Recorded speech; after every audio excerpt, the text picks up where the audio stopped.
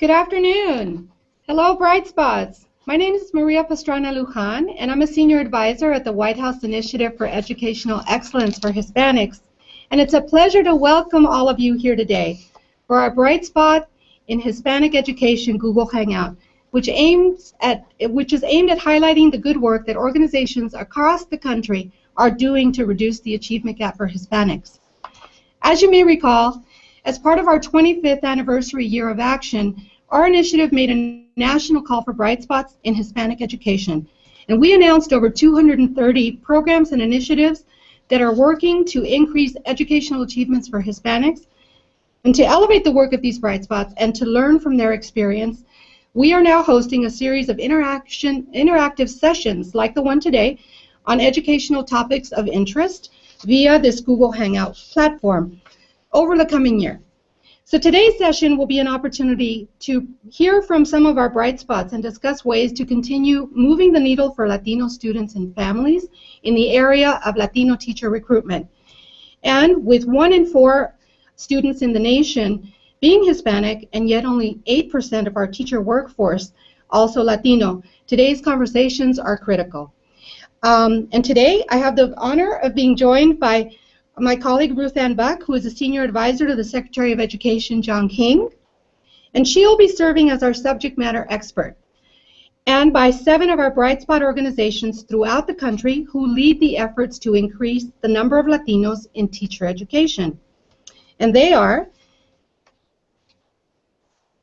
Academy for Teacher Excellence from Texas, UTEP, Mini-Core program of Fresno State, Teach Early Childhood in North Carolina, Grow Your Own Teachers in Illinois, STEM Transformation Institute in Florida, and TAMU, Texas A&M. Thanks very much for joining us. We'd also like to welcome all of you who are viewing this event over the live stream. And thank you for joining. Before we begin, I will turn it over to Ruth Ann for a moment, and she'll be sharing some updates from the Department of Education. I want to thank everyone for joining. I'm really excited to be here today and excited to represent the Secretary in this important conversation. I do a lot of our teacher and principal work here, including advising the Secretary on issues of teacher diversity, which is very near and dear to Secretary King's heart. In fact, I don't think I've been a part of a conversation with him or seen a draft of his remarks that hasn't included this critically important issue. If you know anything about Secretary King, you probably know that he has walked in the shoes of a Black and Latino kid who had the deck stacked against him, losing both parents before he was in the 8th grade, and battling all of the issues that our kids who fight for equity every day and our teachers who fight for equity every day battle. He cares a lot about issues of educators and, in fact, credits teachers with having saved his life. It's why he became a teacher and then a principal and then a superintendent. He's walked in the shoes of every piece of the equation we're trying to affect change in, both the kids and the teachers as well as principals and superintendents.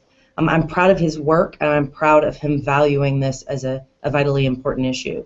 He has asked our team to put together a summit on diversity in the teaching profession, which will be held during Teacher Appreciation Week on May 6th. Many of the folks who are on this call today are going to be a part of that diversity summit. That summit will focus on 3 inflection points. We believe that we need to focus not only on teacher prep programs, recruitment, IHEs, and award achievement of students of color in those programs, but also hiring and recruitment by district managers, human capital officers, and principals. And lastly, but also critically important, figuring out how to offer appropriate professional development and create a culture and climate that accepts and embraces its educators of color. So this is an important topic. I can't wait to hear the conversation. I am so proud to be a part of an effort to elevate the work of all of the great people and great organizations on this call. All right. Thank you, Ruth Ann. That's great. And we also want to remind folks that you can participate in the discussion by submitting your questions for us for the presenters via Twitter using our handle at Hispanic Ed or the hashtag Higher Ed or hashtag Latinos Teach on Facebook, or by emailing us a question at whieeh@ed.gov. Now let's get started by learning a little bit about the Bright Spots organizations that are here with us today. So let's go ahead and begin with ATE.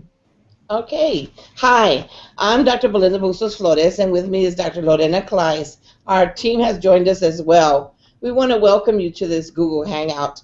We are the Academy for Teacher Excellence in the College of Education and Human Development at the University of Texas San Antonio, which was established in 1969 and was one of the very first institutions to prepare bilingual education teachers. The Academy for Teacher Excellence, or ATE as we call it, was founded in 2003 under the auspice of a Title V institutional grant for Hispanic-serving institutions. Over the last 13 years, one of our major goals has been and continues to be the recruitment, retention, preparation, and renewal of Latino teacher candidates and teachers, specifically in the critical shortage areas of bilingual education, math education, science education, and special education. We look forward to our conversation today and to share with you what we have learned, what we have accomplished, the challenges, and future directions. Thank you for joining us. Thank you. And now we'll move on to UTEP, University of Texas at El Paso.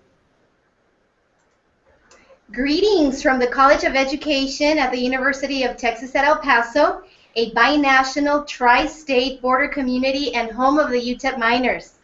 UTEP's College of Education serves over 2,000 undergraduate, mostly Latino students.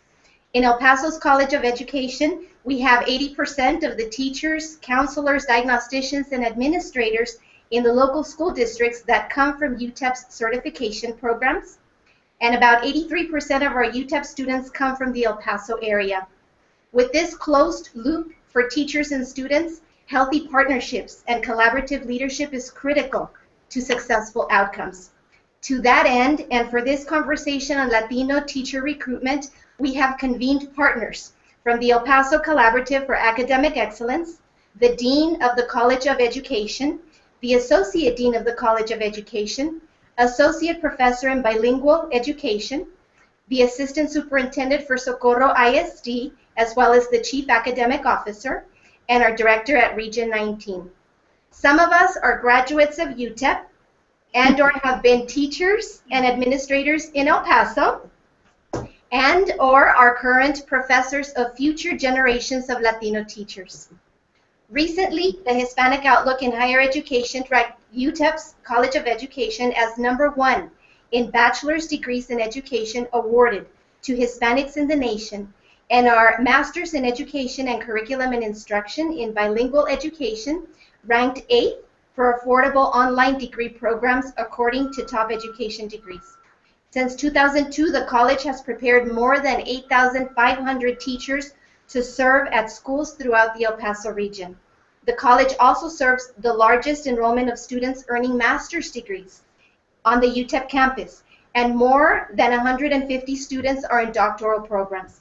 We are very proud to develop our Latino students to become excellent teachers in our community and beyond. Great. Thank you so much. Thanks, Yvette. And with this, we'll move on to Fresno State Mini-Core program. Hello, can you hear us? Yes, Jose. Okay. My name is Jose Mejia, a program coordinator here at Fresno State with the Mini-Core program. Lily Lomelí is the other coordinator. We have 2 programs or 2 cohorts here at Fresno State. We also have some of our students here joining us here today. Jose Gonzalez, Daniel Robles, Janet Oregel, and Vanessa Garcia. There are current students in our program.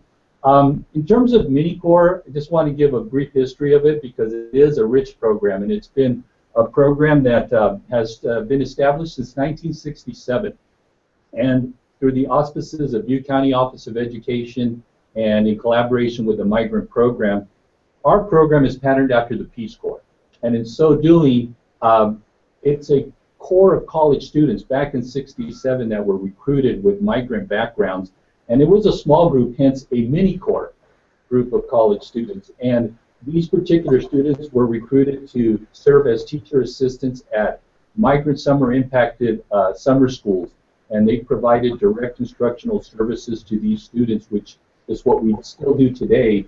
But at the same time, these college students were role models for these migrant students at these schools back then that raised those aspirations about college, that you can go to college, and these mini-core in those classrooms were those role models. And you know, fast forward till today, we're in 2016, there's been thousands of mini-core tutors that have participated in our program that are now the teachers, the administrators, they're college professors, they're lawyers, they're doctors that have been part of the mini-core program and are out there in our community and still remember their mini-core experiences. Our program now has expanded from a summer program at one college site to a year-round program at 22 universities and college sites in California. And it supports 24 programs, 2 here in Fresno State and 2 at CSU Bakersfield. And in so doing, these mini-core programs work in collaboration with our migrant regional programs to provide services to these migrant students. And if I could just share just a little bit of data on our program, last year alone, we had a cohort of 38 mini-core tutors here at Fresno State. And with those 38 mini-core tutors, we were able to serve 8 school districts, 35 schools, and our mini-core tutors were able to assist 165 teachers in grades K through 12 in terms of their participation in Fresno County, which is our service area, Migrant Region 4. And in being at those school sites, they were able to provide direct instructional services to 676 migrant students last year, and they were also able to conduct 161 home visits where they advocated for the migrant families and the students themselves. So a little bit of background, and we really believe in this program. I'm a former product of the mini-core program when I was in college, Lily herself, and we got professors here. It's just, I mean, it's unbelievable. We really believe in it. Wow, fantastic. I just want to put that the migrant education, that is so important. My own brothers picked grade in California, so I understand where you're coming from, and I just salute the work that you do. Should we move over to TT, early childhood?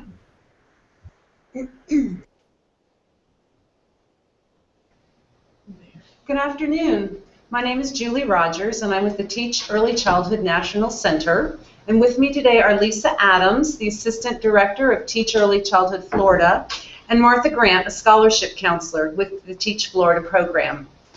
The Teach Early Childhood Initiative has been providing the early education workforce with access to debt-free college education since 1990.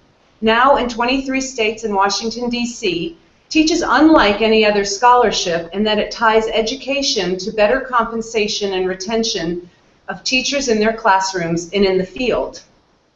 Teach addresses the educational achievement gap for low-resourced early educators who may be at risk of not completing college by making available scholarships to enable them to afford both the time and expense of going to college. As the Hispanic population grows across the country, Teach programs are working to address the needs of Hispanic early educators to ensure that the early education workforce looks like the children and families that it serves. In fiscal year 2015, Teach scholarships served just over 16,000 early educators across the country, half of whom were first-generation students, and 15% of whom were Hispanic early childhood teachers. Great. Well, welcome. Thank you. And now grow your own. Hi, Good welcome. afternoon. Thank you. Hi, my name's Kate. I'm the director of Grow Your Own Illinois, and I'm here with 2 of my colleagues. Hi, I'm Lisette Moreno Third. And I'm Imelda Salazar, GYO Coordinator, Grow Your Own. And what Grow Your Own does is it provides an opportunity for community members who are passionate about education and passionate about their communities to become teachers.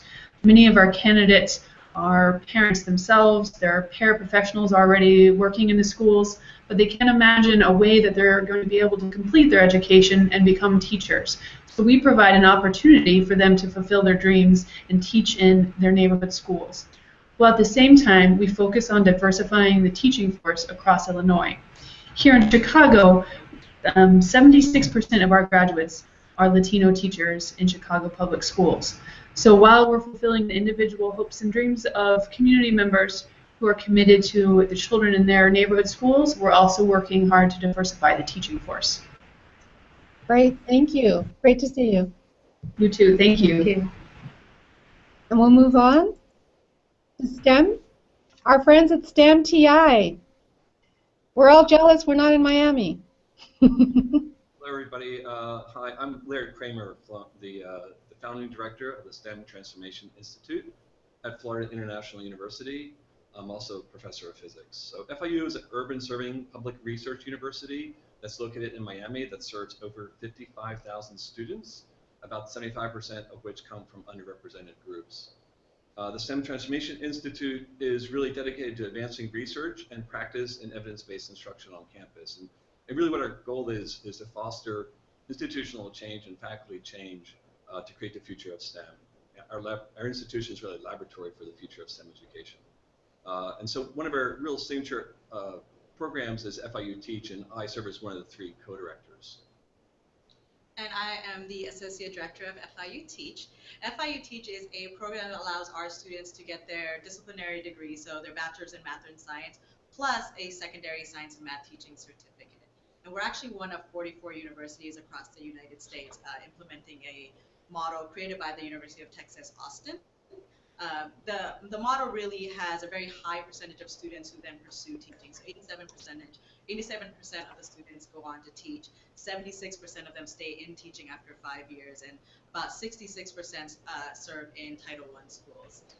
Here at FIU, we have about 208 students actively enrolled in our program, and we're looking to grow to have about 60 to 70 students graduate with a teaching certificate in math and science, along with their disciplinary degree. The way we sort of focus on recruitment is we recruit all STEM majors to try out our first class that allows them to experience the rewards and challenges of teaching by actually going out into schools and teaching from the start. And with us is a few of our students who are part of our program. Hey! Great, thanks so much. And last but certainly not least, TAMU, Texas A&M. Dr. Lara and your group.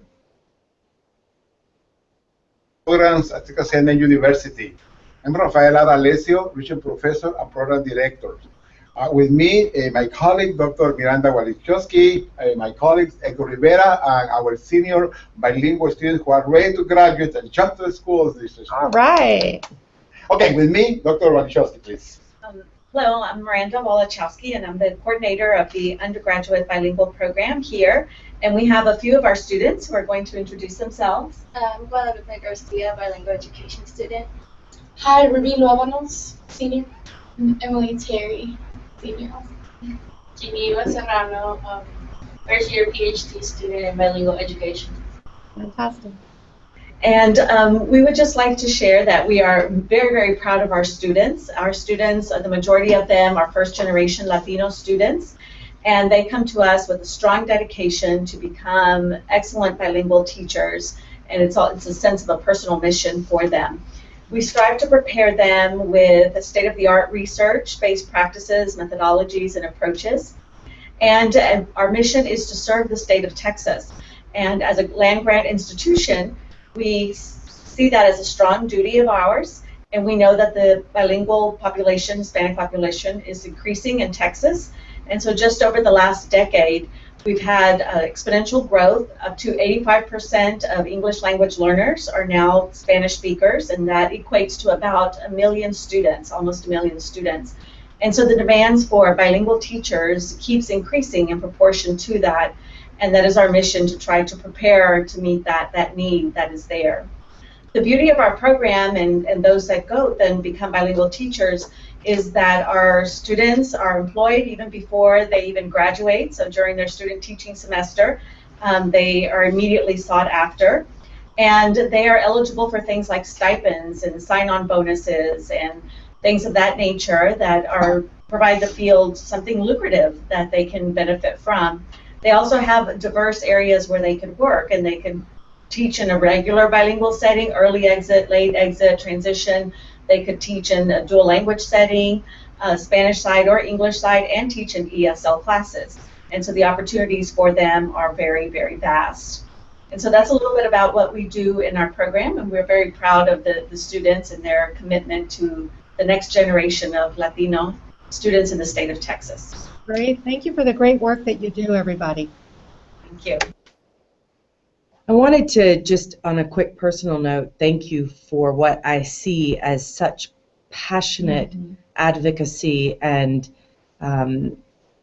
pride in what you do. And, you know, I already have learned so much, but really look forward to the next 40 minutes and learning so much more. I'll ask the first question for the Academy for Teacher Excellence. I wonder if you could tell us a little bit about the specific strategies that you've found to be successful, that you've incorporated to increase recruitment, retention, preparation, and renewal of Latino teacher candidates. If you could share an anecdote along with that, that would be great. Yes. One of the recruitment outreach strategies that we have implemented and that has proven to be successful is the creation of Teacher Academy learning communities. And initially we started with one of the local community colleges partnering, where we work together at providing not only the academic support, but also the psychosocial, emotional support that many of our non-traditional students needed. So now we have been working also with the local school districts in the area to expand beyond the community college and start these Teacher Academy learning communities at the high school level to do that outreach and identify those students that might be considering teaching as a profession. So that's one of the successful strategies in the recruitment.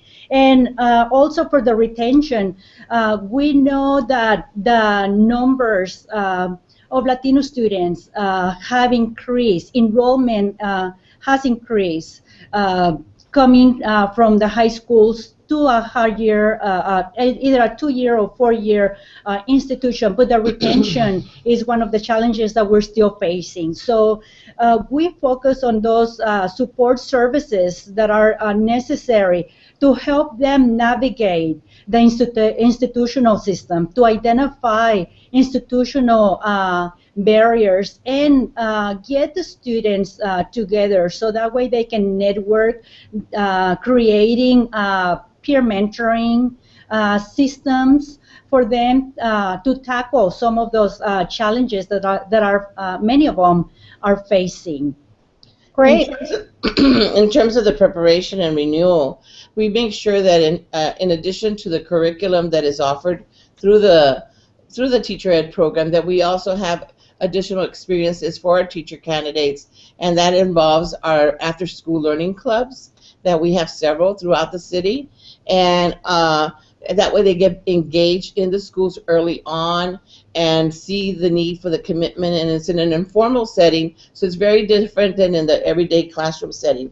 We also make sure that we have every summer professional development, whether it's for the teacher candidates or for the teachers, so that they can continue to renew their commitment to the teaching profession. Great, terrific, thank you. And I know we have some great ideas and we have some great organizations, so we're going to try to move quickly to make sure everybody gets a chance to speak. Let's go to bilingual education program at Texas A&M, Dr. Lara. And so, Dr. Lara, we know that the first year can be has the highest attrition rates for any young teacher, irrespective of what ethnicity. But this is especially so for Hispanics.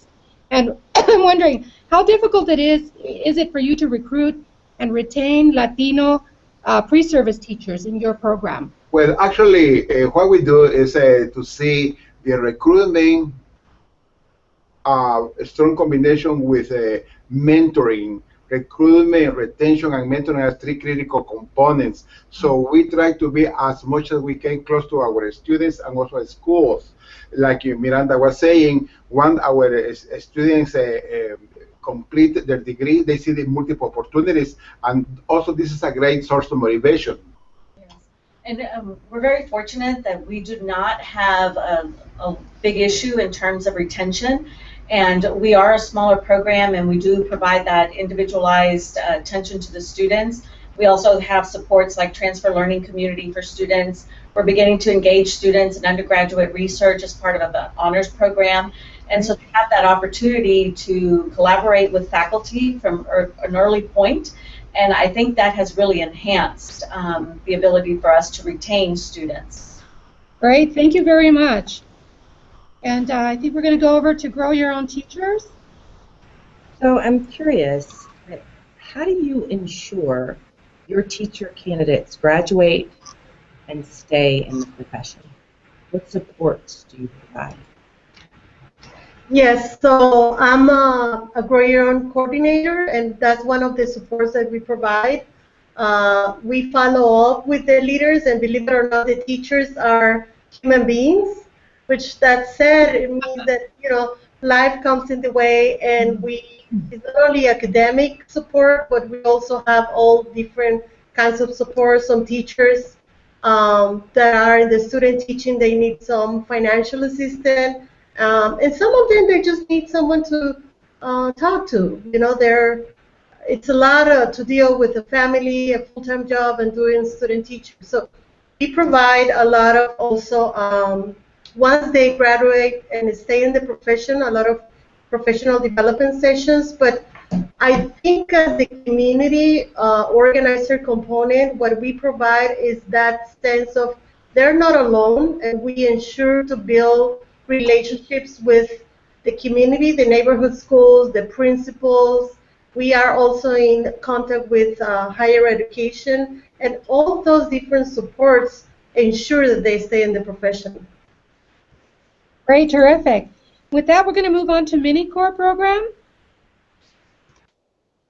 Jose, we know that we're mini-core service teachers program is a little bit different. Can you remind us again how it differs from a traditional pre-service? Well, yes. This is Lily Lomelí, and I'm also the coordinator. I think the biggest difference with mini-core and their traditional pre-service teacher is we operate kind of like a cohort. So there's one field supervisor for about 18 to 20 students. Mm-hmm. And so we wear the hat sometimes of the parent, the teacher. We wear a lot of hats. So we provide feedback, support, advising. We do observations. We place them in schools with obviously with supervising teacher.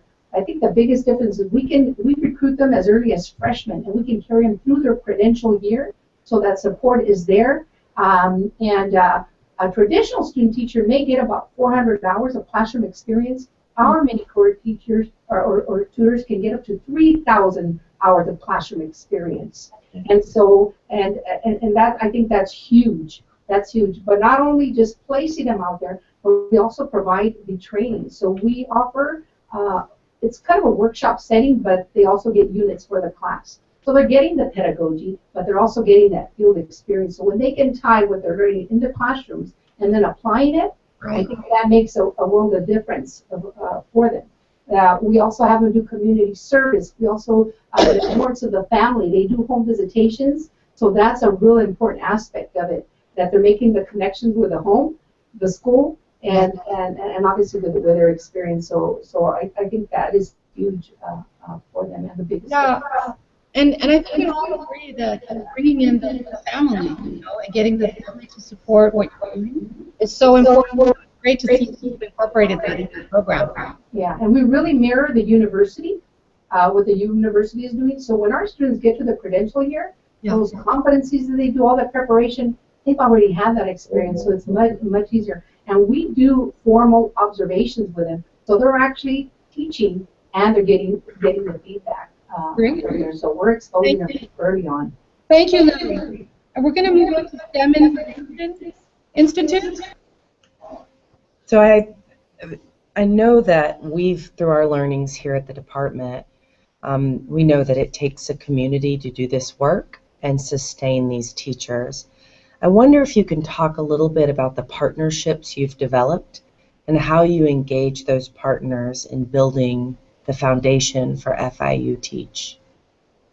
So it's really about being intentional and persistent in building partnerships. So we have been working with Miami-Dade County Public Schools teachers for over a decade and doing deep professional development with them. And so really trying to build a community with the school teachers, lots of grassroots. But then it really connects to a parallel effort that's run by our administration. FIU's president, Mark Rosenberg, and Superintendent Carvalho have a access group where basically the top administrators of both institutions meet quarterly, which means there's lots of meetings. However, it also means that we have lots of access to them. And so we actually have lots of partnerships that build out of that kind of really connection to the community, which means we can write proposals and we can work together and serve each other's needs. It's led into things like the education effect, which is a community school model that's been in some of the challenge schools. And we're looking forward to expanding this model out into our partner. I think another level is looking at other national organizations like the Science and Math Teacher Imperative, the Association of Public and Land Grant Universities, as well as UTEP and others, which it's made them actually engage at the administrative level so that the administrators start seeing that other institutions are doing the same kind of things to be innovative, which means that it validates them and lets them know that this is an effective way to go. So it's really critical to share the ideas, but also to share the ideas of the risks. Certainly foundations and government agencies are put into funding. I think we look at all these partners as critical in our development and are moving us along. And I think the pieces really is this initiative because it helps us think about what's happening to the national scale and provides external validation to what we're doing. Kind of excites us and our students. And we can't go much higher than this, so we're really thankful for that. You can always go higher, Laird, don't you think? Yes. Always go higher. Yeah, so if you arrange that, that'd be great. All right. Well, we're going to move on to Teach Early Childhood. Julie? And Julie, we know that, as we mentioned earlier, 8% of the Latino workforce, teacher workforce, is Latino. And I know one of the things you do is really reach out to Latinas in general, the LEP community, and I'm wondering, how is it that you reach out to Latinas, who are of limited English proficiency and get them motivated about a career in teaching? Hi, my name is Martha. I'm one of the counselors, bilingual counselors here in Teach. And our program, in our best effort to reach out to Latino Hispanic recipients, current and potential recipients, adjustments have been made. So we hire staff and counselors that speak Spanish, bilinguals. Also our printed and digital materials, brochures, scholarship models, flyers, applications, that have been translated in Spanish. Our websites, they have the option to see it in Spanish, or sometimes some of them have the tool to translate in Spanish and also other languages. We do activities and we visit centers to target the centers that have a large number of Latinos, Hispanic teachers with limited English proficiency, just to engage with them so we can talk about the program and how we could help them. And we also attend conferences and where a bilingual counselor will attend the conference, and sometimes directors and recipients, Latino Hispanic recipients, will attend the conferences as support and just to share their experience with Teach to other potential teachers and directors. Great, thanks very much. And we're going to move on to University of Texas at El Paso. And I've had the great honor to spend a little time in El Paso back in the day. It's a great community. Given the success of early college high schools in West Texas, UTEP your College of Education probably needs to respond to the need for more credentialed teachers.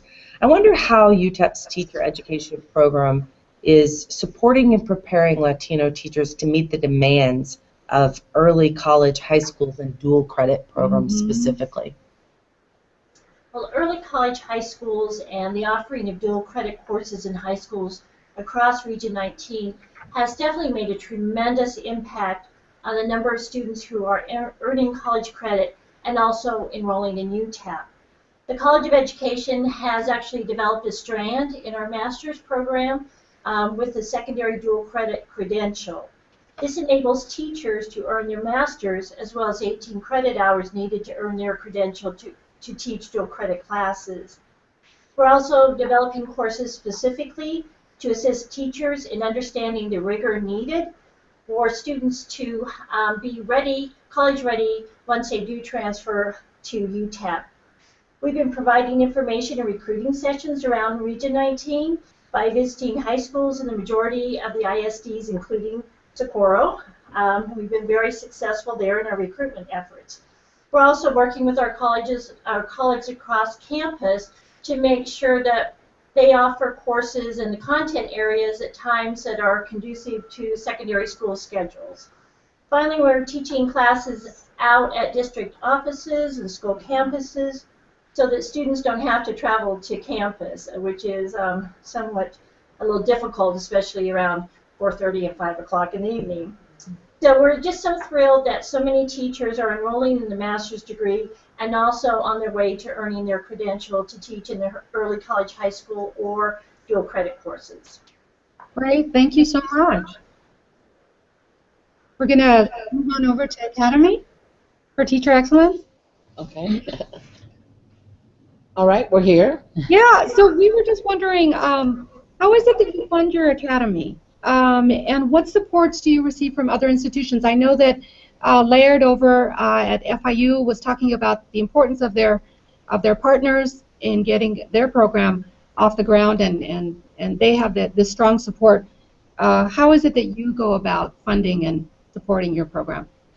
The majority of our funding has been either federal, state, or local funding, and we have worked with private organizations as well to receive support for different pieces of the Academy for Teacher Excellence. So sometimes, let's say in the informal learning clubs, there may be an organization that's really interested in that, and so that supports that aspect of it.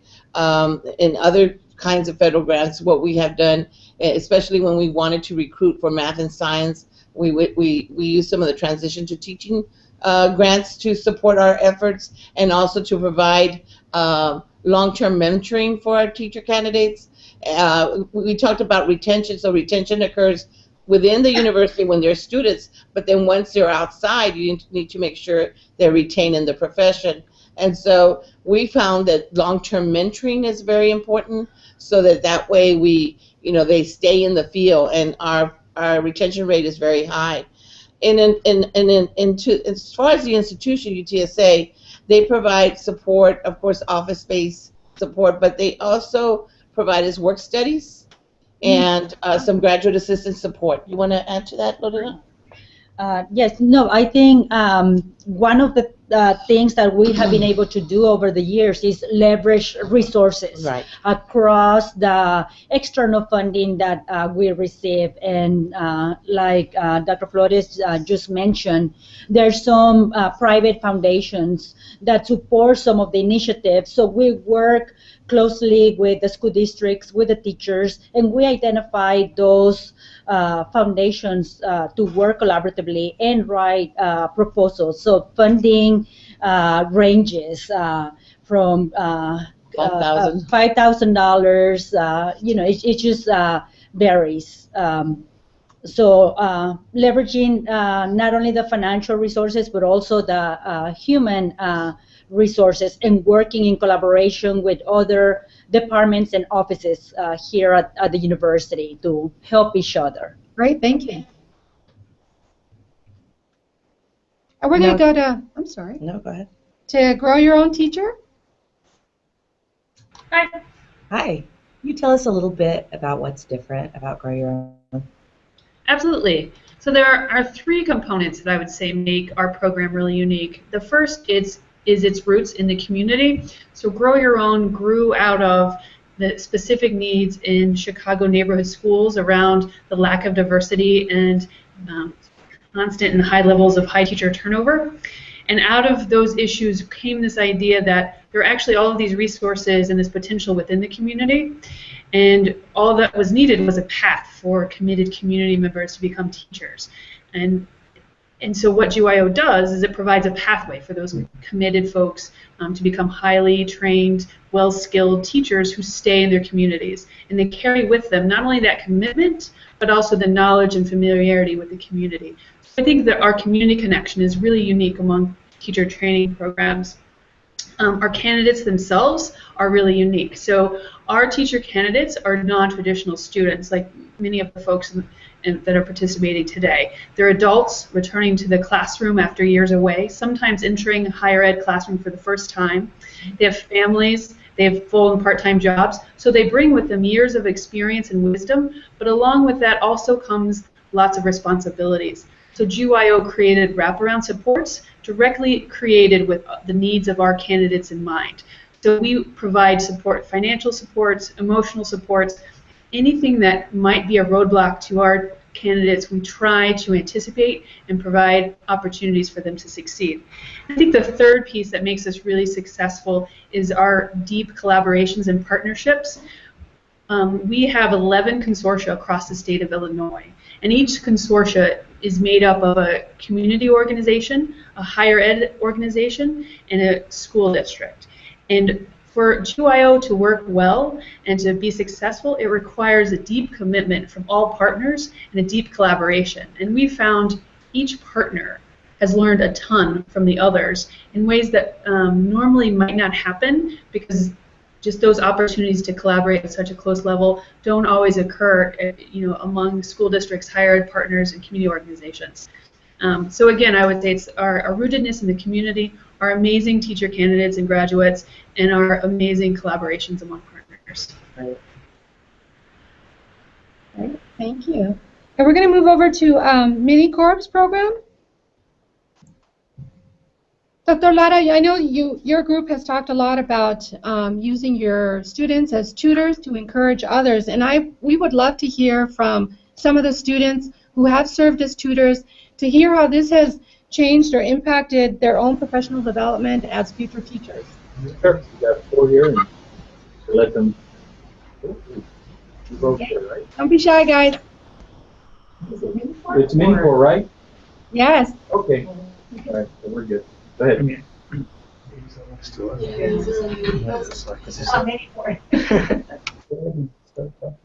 The Mini Corps program has, for me, it's been a catalyst for my success. I'm a first-generation high school graduate and a college graduate, so being from a small community where there's 40% unemployment, right here close to Fresno, I didn't have much mentors to look up to and guide me through college and through the credential program and looking for a job in the future. And through the Mini Corps program and working with Jose and Lily, they provided me the support to keep up my academics and to always strive to better myself and to hold myself to a higher standard. And they've allowed me to cultivate, just like they said. I've accumulated over 3,000 hours of classroom experience, and next year I'll be working as a 4th grade teacher in Mendota, where I grew up. And all of that was possible because of the Mini Corps program and the standard that they held me to and the opportunities that they have given me. Well, congratulations. We're very proud of you, and we need certainly more Latinos. So we encourage you to encourage all your friends to do the same. We really need you, and we congratulate you on your choice to become a teacher. We have the students, Jose's in the student teaching, so is Jeanette, so is Vanessa, so they've gone through it, and they're in the credential program. I don't know if you want to share your experiences. If it wasn't for Mini Corps, I definitely wouldn't have the amount of experience and knowledge as I do now. because I see my other colleagues and I see them struggling in the classroom, or how to build lesson plans, how to perform a lesson, how to integrate the new Common Core standards. And with our professional development, I have learned a lot, and I have been able to go to conferences and how to do tinkerings, how to do engineering designs, how to implement arts and visual performing into our lessons. So not too long ago, I made a lesson plan, and the district saw my how it came out, and then they took my performing arts and they took it so that they can show their teachers. So seeing how my lesson and me being a student candidate has, it was just amazing for them that they wanted to share it to the other teachers that have been teaching for many years. It was such a great experience for myself, and how they were able to honor what I created and take it to their own professional development PLs, and I wouldn't have been able to do it without them, because they just been a wonderful support, and I would have been lost without them. That's wonderful. Also, aside from the professional development, and of course from our great mentors, as a migrant student, I remember in 6th grade I actually had a mini core tutor in my classroom, and something that speaks volumes about the mini core program and about the type of people that Ms. O'Malley and Mr. Mejia have inspired. I remember it was a sort of a end of the year party. It was gonna be a pizza party, but we had to pay our entrance into the pizza party, and I remember I didn't have money for it, and the teacher let me in, and I was paid for the fee. And later I found out that actually the mini core, my mini core tutor had paid for my entrance fee, and that's something that speaks volumes about the program. It's not just well, apart from, like I said, all the professional development and everything that we've learned, and not just the basic credential program, but many more hours than that. It's that human element that Ms. Emily and Mr. Mejia instill in us. We're not just there to teach them lessons. We're there because we want to be there, and because the students need us. They have that need for us. And like I said, I still remember her name, actually, Ms. Soto, Brenda Soto. She's I'll never forget that great act of kindness that she provided a little 6th grader with an opportunity to be part of that classroom experience. Well, you're certainly paying it back, and shout out to Ms. Soto. Now we're going to go to Florida International University. And continuing in that vein, to some extent, I'll say that last night we had about 14 educators here to speak with the secretary to talk about issues of undocumented students. One of the teachers actually talked about how she is a dreamer and has received DACA. And she said the single biggest motivation for her entering the classroom was seeing Latino teachers at the front of her classroom, and how that was a really powerful motivation for her. I wonder if you could talk about the strategies that you're using to engage students and to amplify recruitment. In terms of recruitment, I think we approach it in a few different ways. The first is, well, how do we expose our students to the program itself? And so through that, there's prospective students, current students, new students, and we go into high schools, into the the Future Educators Association. We go through high schools, we talk to the counselors on campus. We attend all of the freshman orientations and the introductory STEM courses, and the advisors on campus as well. And so we really tried to get the word out there to the students about the program, because a lot of our STEM majors aren't coming in necessarily saying, I want to be a teacher. In fact, a lot of them are feeling as if, there's outside pressure saying maybe teaching isn't for you. A lot of them are thinking that teaching isn't very challenging as a career. And so for us, what we want to do is really recruit the STEM majors to come into our Step 1 class, that is the free class, and actually experience what it means to be a teacher. And all of our Step 1 and 2 classes, our first 2 classes, are taught by what we call master teachers, which are former teachers. And so by having that field experience paired with somebody who was a former teacher, they can really engage in that dialogue about the challenges of teaching and how really it is important to be very knowledgeable in your content. It's not like I'm doing poorly in this class and so I'd like to be a teacher, but actually I really need to know my content to be an effective teacher, and that's really that space where they get that. And then following with that, we also do a lot of partnerships through a lot of informal education spaces, so they can do that. So they partner with the various science museums to create informal education tasks or activities that go along with the exhibits, for instance. So they get to have that piece to also sort of understand a different aspect of teaching and a different way to exhibit their STEM knowledge. And a lot of them will come back to us and say that, being part of the program, they actually become better STEM majors because they get to understand what that is a lot more. And really, they also see the social relevance, and so how they can contribute to the community and our local community, which is so vibrant and so exciting. So how do you help actually people, your neighbors, and that's great. Fantastic. And so that's great. So right now we're going to go to teach early childhood. Julie? And Julie, we wanted to ask, we know that especially for Hispanic students, those who go on to get a 4-year degree, many of them, when compared to others, have actually gone to community college, a 2-year degree, 2-year college. And so I'm wondering about how the community college and helping those Latinas get into your program, where do they fit in, and what kind of support have you received in terms of transferring students from community colleges? Hi, this is Lisa. I'm the Assistant Director with Teach Florida. Teach recognizes that creating the partnerships with community colleges and Latina students is an important objective. We build and maintain these relationships with the Latina students to guarantee their success in their professional development.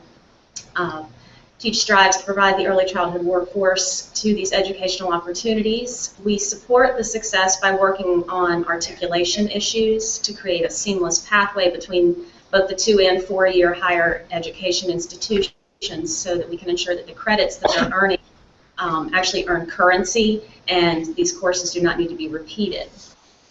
Some of the support that we provide through the colleges and universities are, there are bilingual staff that assist in the registration, advising, bookstores, things like that. There are outreach efforts that include community partnerships. Spanish certificate and degree programs are now being offered with the help of cohorts and professors in these areas. Developing and implementing strategies to increase the success. Coursework is offered to develop academic English skills. Our goal isn't only for the education to be affordable with Teach, but also attainable. So by working with the community college partners, we hope to ensure the success for those students. Great. I think now we're going to go to University of Texas at El Paso, UTEP. So I'd love to hear from all of you. I know you are, is of particular importance to you. You are in a bilingual and binational context, as is the rest of the nation increasingly. I wonder if you could talk specifically about how UTEP develops, supports, and encourages Latino classroom teachers to be successful in bilingual or ESL programs.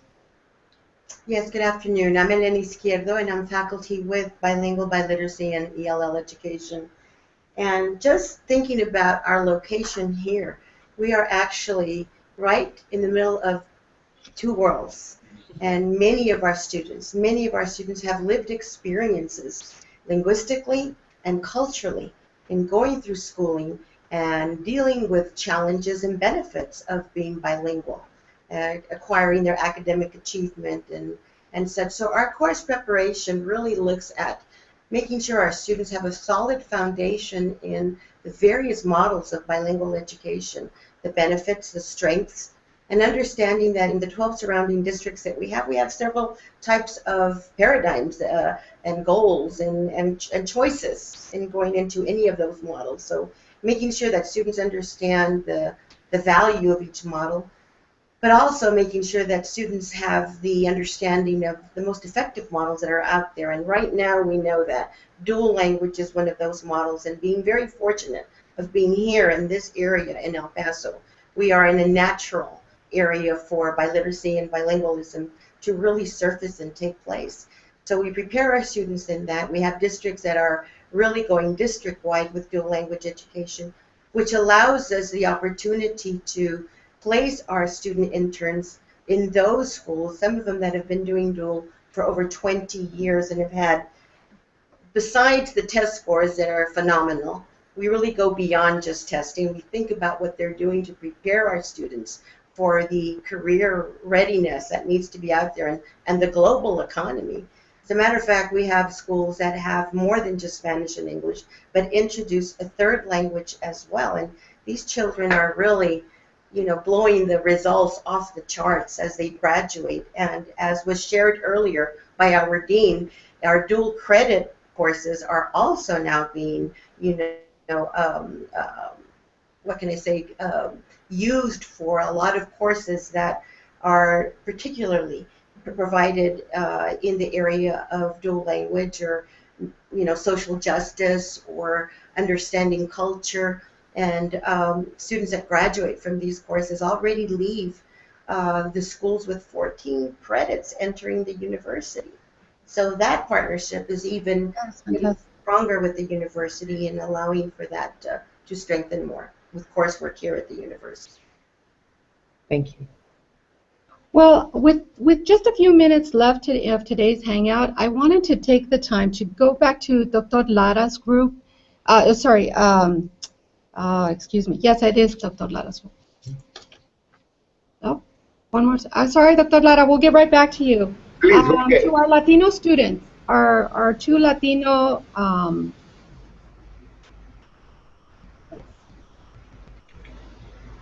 go back to.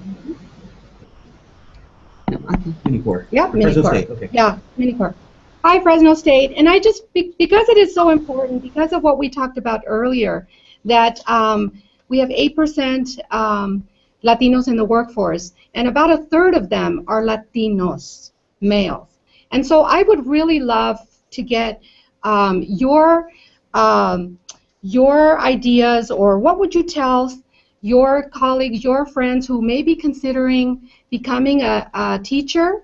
What would you say, and how would you encourage them? Because we certainly need your perspective, since you've been through you're going through the program now, and you have that desire to teach. How would you encourage others? Well, it's very rewarding when you're teaching a lesson to the students, and that light bulb clicks on them, and they finally understand what you're trying to get across. Well, for me, that's the most rewarding part about teaching. And also just that mentorship with the students. That's like I said, that's for me, that's the most rewarding part, and that's an incentive that I would tell them as well. And also the fact that, like you said, there's not enough male students going into this profession. They would be hired right away, I would say. And, I mean, that's you're a good job. It's a good teacher, right?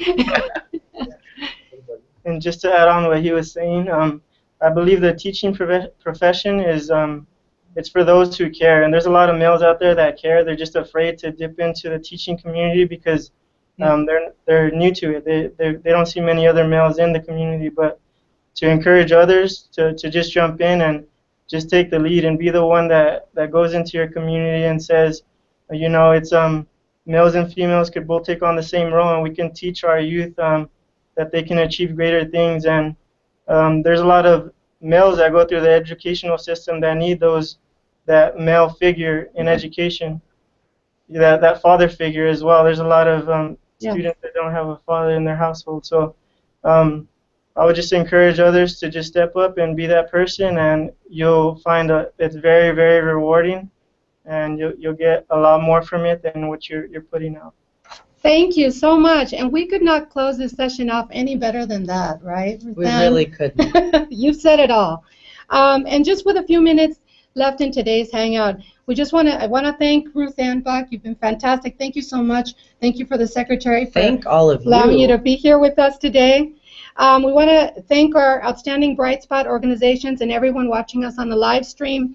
And as a reminder, if you know of an organization that's doing good work to support the educational attainment of Hispanics from cradle to career, we'd love to hear about them. And if you would like to know more about all of our Bright Spots who we visited with here today, our entire Bright Spot network is actually up on our website, www.ed.gov/Hispanic Initiative. Check them out. There's some great organizations.